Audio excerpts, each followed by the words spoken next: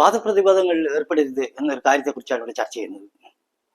വാദോ ന അവലംബ്യ എന്നാണ് നാരദഭക്തി സൂത്രത്തിൽ നാരദൻ പറയുന്നത്. നമ്മൾ മറ്റുള്ളവരോട് വാദപ്രതിവാദത്തിൽ ഏർപ്പെട്ട് കഴിഞ്ഞാൽ അവർ ജയിച്ചു കഴിഞ്ഞാൽ അവർ നമ്മുടെ ശത്രുക്കളായി മാറും, നമ്മൾ ജയിച്ചു കഴിഞ്ഞാൽ നമ്മൾ അവരുടെ ശത്രുക്കളായി മാറും. ജീവിതകാലം മുഴുവൻ അവർ നമ്മളെ ശപിച്ചുകൊണ്ടിരിക്കും.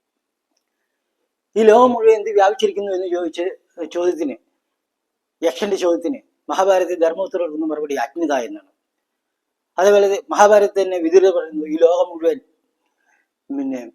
അന്ധത വ്യാപിച്ചു കിടക്കുന്നു, തമസ്, ഇത് അന്ധതാമിഷം എന്ന നരകമാണെന്ന് പറയുന്നു. വിതുരർ തന്നെ പറയുന്നു. ഇങ്ങനെ അജ്ഞന്മാരായിട്ടുള്ള അജ്ഞന്മാർ നിറഞ്ഞ ഈ ലോകത്തിൽ നമ്മൾ അവരോട് വാദപ്രതിവാദത്തിൽ നിന്ന് കഴിഞ്ഞാൽ വളരെ വലിയ ദുരന്തമായിരിക്കും സംഭവിക്കുക.